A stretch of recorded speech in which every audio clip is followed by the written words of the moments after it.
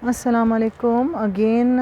माज़रत के साथ कोई प्रॉब्लम आई थिंक आ गई थी, कोई इश्यू था कि चलते चलते जो है वो वीडियो स्टॉप हो गई थी। तो कोई बात नहीं, मैं दोबारा आपको वहीं से शुरू करती हूँ पार्ट 2 के नाम से। तो प्लीज़ अगर आप ये वीडियो देख रहे हैं तो पार्ट 1 इसका देखना ना भूलिएगा। तो अब मैं वहाँ से शुरू करती हूँ जहाँ से वीडियो पहली वाली ख़त्म हुई थी कि मैं आप लोगों से बता रही थी कि जो तुर्की का बस कार्ट है, जिसको मेट्रो कार्ट भी कहा जाता है, जो कि वहाँ ट्रेन और बसेस और जो मेन बसेस मेट्रो लाइन जो है उस पे जो बसें चलती हैं, मेट्रो बसेस, और जो शहर के अंदर बाज़ दफ़ा ब्लू बसेस हैं वो भी, इन सब में ये कार्ट आपका सेम कार्ट जो इस्तेमाल होता है, फेरीज़ में इस्तेमाल होता है, ट्राम में इस्तेमाल होता है। तो ये कार्ड जब आपको मेट्रो कार्ड आप बनाते हैं, उस कार्ड के लिए आपको हैश कोड लेना पड़ता है। और हैश कोड का मकसद क्या है उन लोगों का कि आपकी कंप्लीट इन्फॉर्मेशन, कि ये जो कार्ड इस्तेमाल कर रहा है वो किस जगह रहता है, उसकी वालदा का क्या नाम है, बहुत सारी इन्फॉर्मेशन होती है। मुझे एग्जैक्ट इस पर याद नहीं है क्योंकि 2-3 महीने पहले मैंने उसको किया था, एक्टिवेट किया था, तो मुझे इस वक्त कंप्लीट नहीं, मगर काफ़ी चीज़ें थी। डेट ऑफ बर्थ था, एड्रेस, आपका किमलेक नंबर, बहुत सारी चीज़ें थी। तो आपकी पर्सनल इन्फॉर्मेशन उसमें होती है। तो अक्सर क्या होता है कि कुछ लोग, कुछ दोस्त अहबाब जो आपके साथ रह रहे होते हैं, वो आपसे कहते हैं कि जी अपना कार्ड तो ज़रा दीजिएगा, हमारा कार्ड खो गया है, हम आपका कार्ड यूज़ करना चाह रहे हैं। तो आपको थोड़ी सी प्रिकॉशंस ये लेनी है कि आपके इल्म में ये बात नहीं है कि आया वो आदमी जो आपके साथ रह रहा है, आपका बज़ाहिर दोस्त है, वो किस मकसद के लिए आपका कार्ड इस्तेमाल कर रहा है। पता चला उसने आपसे काट लिया और ख़ुदा ना करे वो किसी जराइम में जो है वो इन्वॉल्व हुआ, या उसका इरादा कुछ ऐसा था। तो क्या होता है, जिस वक्त आपने देखा होगा क्राइम शो, कि जिस वक्त इन्वेस्टिगेशन स्टार्ट होती है और कोई क्राइम करते हुए पकड़ा जाता है तो उसके तमाम रूट्स चेक किए जाते हैं।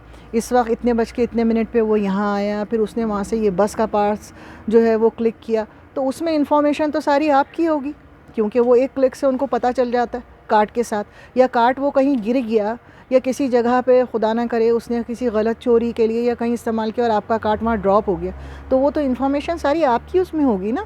तो आपको क्या करना है, सिंपल ये जो इन्फॉर्मेशन शेयरिंग के लिए वजह से आपको सिंपल एक्सक्यूज़ कर लेना, माज़रत कर लेनी है कि आई एम वेरी सॉरी, मैं आपके साथ अपनी कोई पर्सनल इन्फॉर्मेशन जो है वो शेयर नहीं कर सकता। तो आप प्लीज़ जो है वो अपना कार्ड खुद इस्तेमाल करें या कैश पे आप लें, वॉट एवर जो भी आपका तरीक़ेकार है, लेकिन ये कि मैं आपको अपना कार्ड शेयर नहीं कर सकता। तो एक दफ़ा की माज़रत जो है वो आपको बड़ी परेशानी से बचा सकती है। तो आप बिल्कुल उसको मना कर दें, अपने कार्ड के लिए किसी को ना दें।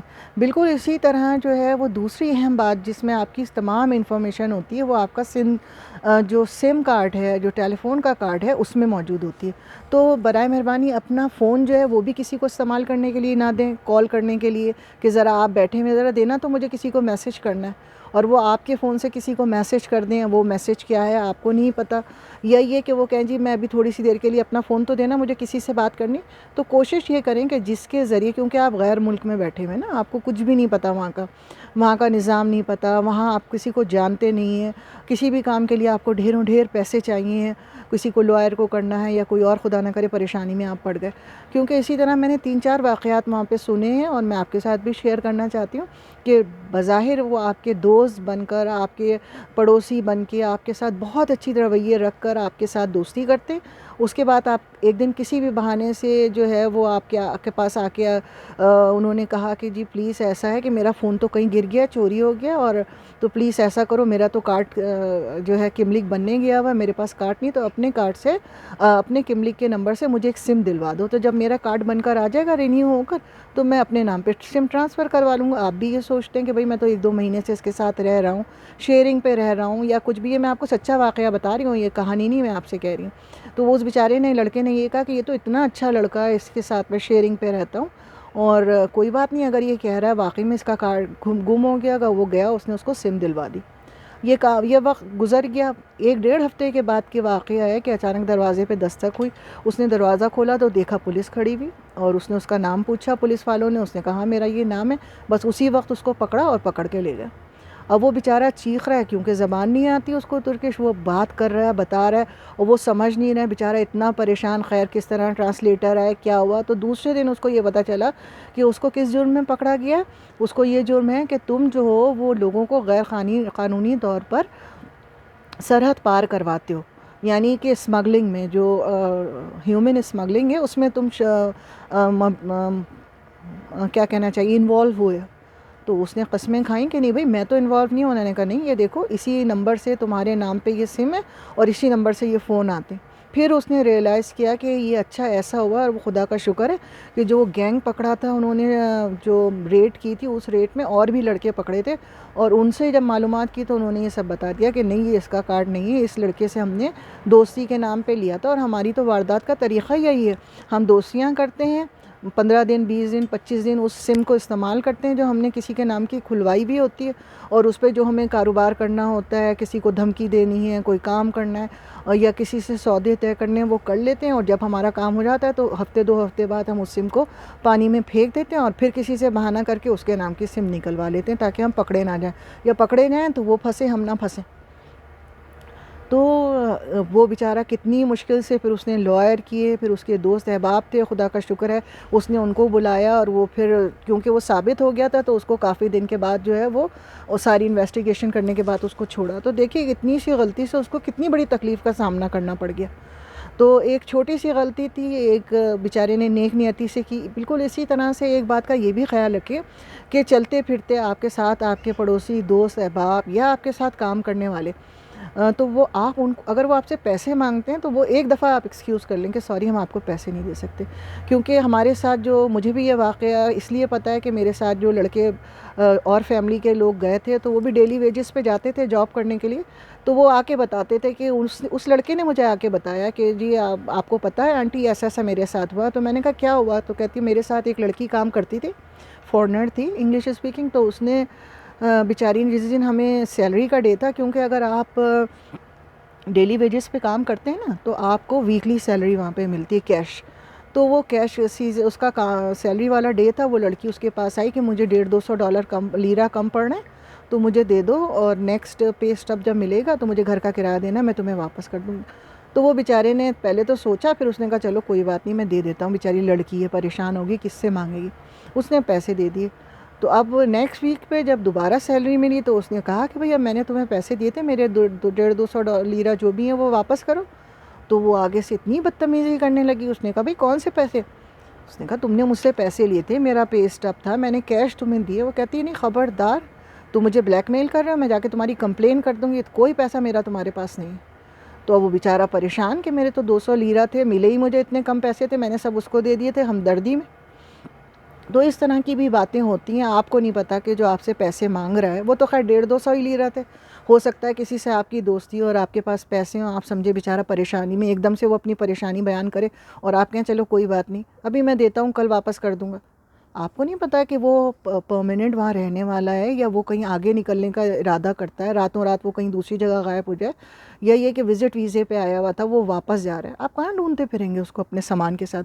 बिल्कुल उसी तरह जो आपकी वैल्यूएबल्स हैं, आपके कैमरा है, आपका लैपटॉप है, उसकी हिफाजत आपको करनी। अगर आप ज़्यादा पैसे लेके जा रहे हैं, ज़्यादा अरसे के लिए रह रहे हैं, तो बेहतर ये है कि आप वहाँ बैंक्स में मालूम करें, जब अपना बैंक अकाउंट खोलें उसी बैंक में मालूम कर लें कि वहाँ कैश के साथ साथ आपको अगर सेफ्टी बॉक्सेस मिल सके, जिसको हम लोग पाकिस्तान में लॉकर्स कहते हैं, या कनाडा में तो सेफ्टी बॉक्स कहलाते हैं।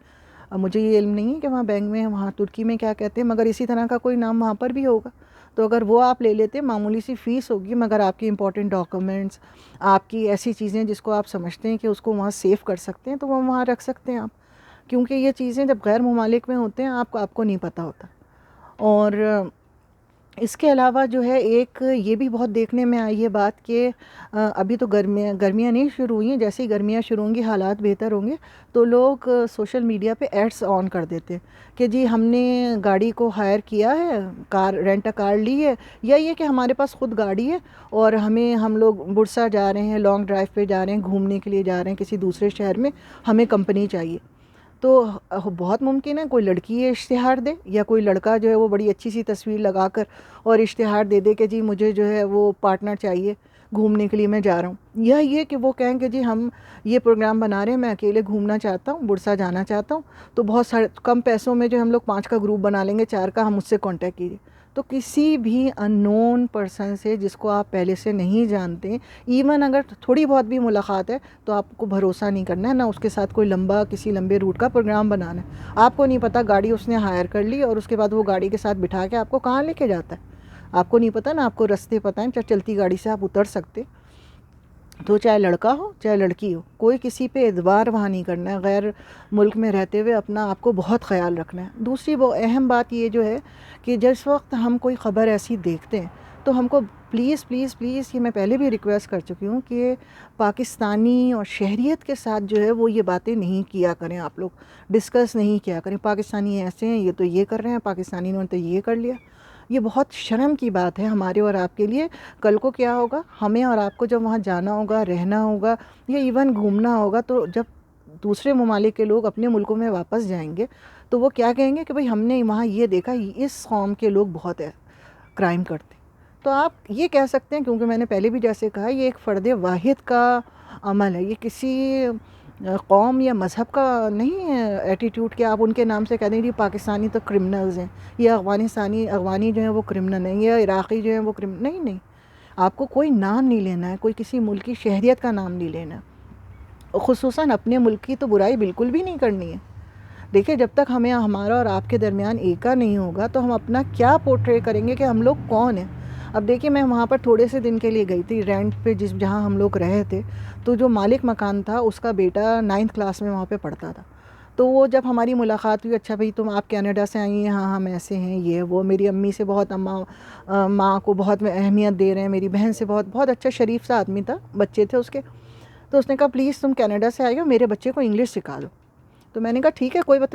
तो पूछने लगा तुम कितने पैसे लोगे? मैंने कहा कोई बात नहीं, पैसे की कोई बस नहीं है, तुम रोज़ाना इसको भेज दिया करो।